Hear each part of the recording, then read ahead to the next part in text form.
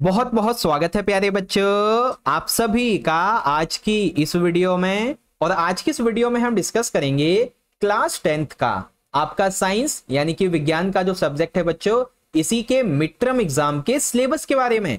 जैसा कि आप सभी को पता है कि आने वाले सितंबर और अक्टूबर के मंथ में आपके जो मिड टर्म के एग्जाम है ये होने वाले हैं। ठीक है, तो इस वीडियो में साइंस का ना सिर्फ आपको मिड टर्म एग्जाम का सिलेबस बताया जाएगा, बल्कि सिलेबस के हिसाब से जितने भी चैप्टर आपके मिड टर्म के एग्जाम में आएंगे उन सभी चैप्टर्स के मोस्ट इंपॉर्टेंट टॉपिक्स भी बताए जाएंगे, यानी कि चैप्टर के अंदर आपको क्या क्या पढ़ना है वो भी बताया जाएगा। एंड सबसे अच्छी बात बच्चों कि ये वीडियो हिंदी और इंग्लिश दोनों ही मीडियम के लिए रहने वाली है। That's why I am telling you कि वीडियो को बिल्कुल एंड तक जरूर देखिएगा। ठीक है, तो चलो शुरू करते हैं बिना समय गवाए हुए। तो प्यारे बच्चों यहाँ पे आप देख सकते हैं ये क्लास 10th का डीओई के द्वारा दिया गया ऑफिशियल सिलेबस है। हिंदी मीडियम में यहाँ पे दिया हुआ है और इंग्लिश मीडियम में आप यहाँ पे देख सकते हैं, ये इंग्लिश मीडियम में यहाँ पे दिया गया है। ओके, तो सबसे पहले हम इसको हिंदी मीडियम में समझेंगे फिर इंग्लिश मीडियम में। तो प्यारे बच्चों आप अपनी ये जो किताब है साइंस की, इसकी जो विषय सूची है ये निकाल लो और फिर मैं आपको बताऊं कि कौन कौन से आपको चैप्टर्स पढ़ने हैं। निकाल ली? Very good. तो देखो बच्चों मिड टर्म के लिए आपका जो सबसे पहला चैप्टर रहेगा चैप्टर 1 रासायनिक अभिक्रियाएं एवं समीकरण, यानी कि हमारा चैप्टर 1 होगा ये वाला रासायनिक अभिक्रियाएं एवं समीकरण। फिर रहेगा हमारा चैप्टर 2 अम्ल क्षारक एवं लवण, यानी कि ये वाला अम्ल क्षारक एवं लवण। उसके बाद तीसरा हमारा चैप्टर होगा धातु एवं अधातु। आपने 9वीं क्लास में धातु धातु के बारे में 1-2 पेज पढ़े थे, लेकिन इस क्लास 10th में आपका पूरा चैप्टर धातु और अधातु के बारे में ही है। ओके, फिर रहेगा हमारा 5वां चैप्टर जैव प्रक्रम, यानी कि चैप्टर 5th है हमारा जैव प्रक्रम। ओके बच्चों, फिर आगे आएगा चैप्टर नंबर 6 नियंत्रण एवं समन्वय। ये रहा हमारा चैप्टर 6 नियंत्रण एवं समन्वय। आगे देखेंगे तो चैप्टर 9 रहेगा प्रकाश परावर्तन तथा अपवर्तन, यानी कि ये रहा 9वां चैप्टर प्रकाश परावर्तन तथा अपवर्तन। उसके बाद आता है चैप्टर नंबर 10 मानव नेत्र तथा रंग बिरंगा संसार। ये रहा 10वां मानव नेत्र तथा रंग बिरंगा संसार। उसके बाद देखेंगे तो ये हमारा 13वां चैप्टर होगा हमारा पर्यावरण, यानी कि ये वाला। तो ऑलमोस्ट अगर हम देखें तो कुल मिला के आपके यहाँ पे 8 चैप्टर्स हैं जो कि आने वाले आपके मिड टर्म के एग्जाम में यहाँ से क्वेश्चन पूछे जाएंगे। कौन कौन से देख लो, चैप्टर 1 ये है, फिर चैप्टर 2 हमारा ये है, फिर चैप्टर 3 है, फिर चैप्टर नंबर 5 है, फिर चैप्टर 6, फिर यहाँ पे चैप्टर नंबर 9th, उसके बाद 10th एंड देन 13th।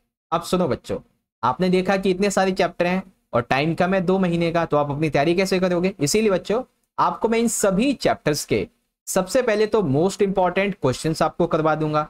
ठीक है, इनके इंपॉर्टेंट आपको एमसीक्यूज भी करवा दूंगा। बस आपको क्या करना है बच्चों, चैनल को सब्सक्राइब करके बेल नोटिफिकेशन को ऑल पे सेट करके रखिए। ठीक है, अब जो बच्चे इंग्लिश मीडियम में हैं वो यहाँ पे देख सकते हैं हमारा सबसे पहला चैप्टर रहेगा केमिकल रिएक्शन एंड इक्वेशंस।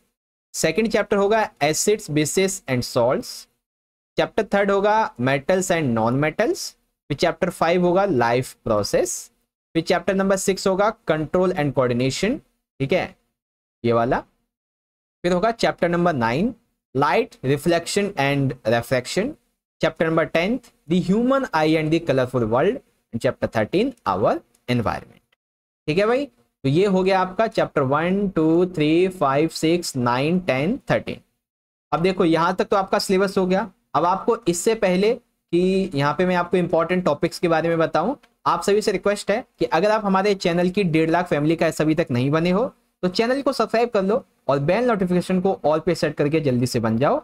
और डिस्क्रिप्शन में क्लास 10th का टेलीग्राम का ग्रुप का लिंक है, उसको ज्वाइन कर लो। और आप चाहो तो मैं इंस्टा पे फॉलो भी कर सकते हो, ये आईडी है। ठीक है, चलो अब हम बात करेंगे अपने इस वीडियो के दूसरे टॉपिक की, जो कि रहेगा chapter wise most important topics Hindi. ठीक है, हिंदी मीडियम इवन इंग्लिश दोनों मीडियम में। तो चलो देखो बच्चों हमारा सबसे पहला चैप्टर क्या था, रासायनिक अभिक्रिया एवं समीकरण। तो बच्चों इसमें आप रासायनिक अभिक्रिया क्या होती है इसके बारे में पढ़ेंगे, रासायनिक समीकरण के बारे में, फिर संतुलित रासायनिक समीकरण क्या होते हैं, इनके क्या क्या उपयोग होते हैं, ठीक है। रासायनिक अभिक्रियाओं के प्रकार जैसे संयोजन, वियोजन, अपघटन, विस्थापन, द्विविस्थापन, अपक्षेपण, ये सब पढ़ेंगे। सेम इसी को इंग्लिश मीडियम में आप यहां से देख सकते हो। फिर आएगा हमारा दूसरा चैप्टर अम्ल, क्षारक एवं लवण। इसमें आप H+, OH आयन की उपस्थिति के आधार पे अम्ल एवं क्षारक की परिभाषाएं क्या होती हैं, सूचकों के प्रयोग से पहचान करना, जैसे कि रासायनिक गुणधर्म, इनके उदाहरण, उपयोग, उदासीनीकरण, तो ये सब चीजें हैं। पीएच का महत्व क्या होता है और ये सभी इनका उपयोग वगैरह, ये चीजें हैं। ओके, सेम इंग्लिश मीडियम में एसिड, बेसिस एंड सॉल्ट्स, ये सारे के सारे टॉपिक आपके लिखे हुए हैं। फिर आता है चैप्टर नंबर 3 धातु एवं अधातु। तो धातु और अधातु के गुणधर्म कौन कौन से होते हैं, ठीक है। सक्रिय श्रेणी, जिसमें आप आयनिक यौगिकों के निर्माण और उनके गुणधर्म के बारे में जानेंगे। धातुओं के निष्कर्षण के मूल प्रक्रम, संचारण एवं उसकी सुरक्षा के बारे में। तो मेटल एंड नॉन मेटल्स, ये आपका चैप्टर है और टॉपिक्स ये है। चैप्टर 5 रहेगा बच्चों हमारा जैव प्रक्रम सजीव। इसमें आप पादप एवं जंतु में पोषण कैसे प्राप्त होता है, क्या उनकी विशेषता है, श्वसन, संवहन, उत्सर्जन की मूल अवधारणा क्या होती है, ठीक है, ये सारी चीजें आप जानेंगे। फिर चैप्टर 6 है बच्चों, एक सेकेंड, चैप्टर 6 तो हमारा आ ही नहीं रहा, ठीक है, ये मिड टर्म में नहीं आ रहा है बच्चों। हाँ, चैप्टर 9 आ रहा है हमारा प्रकाश परावर्तन तथा अपवर्तन। तो इसमें देखो, सबसे पहले आप बात करेंगे प्रकाश परावर्तन के बारे में, फिर यहाँ पे आप अपवर्तन के बारे में बात करेंगे, ठीक है, परावर्तन और अपवर्तन, और इनके छोटे छोटे टॉपिक्स क्या हैं वो भी आप यहाँ पे देख सकते हो, ठीक है, ये रहे। फिर चैप्टर 10 होगा बच्चों हमारा मानव नेत्र तथा रंग बिरंगा संसार। इसमें आप लेंस का क्या कार्य होता है मानव नेत्र में, दृष्टि दोष, उसका संशोधन कैसे किया जाता है, प्रिज्म से प्रकाश का अपवर्तन कैसे होता है, प्रकाश का विक्षेपण क्या है, ठीक है, प्रकाश का प्रकीर्ण एवं दैनिक जीवन में उसका उपयोग क्या होता है। तो ये सब चीजें आप इसमें जानेंगे। फिर आएगा हमारा चैप्टर 13 हमारा पर्यावरण। इसमें आप पारितंत्र, पर्यावरणीय समस्याएं क्या है ये समझेंगे। ओजोन परत का अपक्षय कैसे हो रहा है, इससे कैसे निपटा जा सकता है, उत्पादित कचरा और उसका निपटान कैसे किया जा सकता है, जैव निम्नीकरण और अजैव निम्नीकरण पदार्थ क्या होते हैं, कैसे इनसे निपटा जा सकता है, ये सारी चीजें हैं। ओके, तो ये है कॉन्सेप्ट।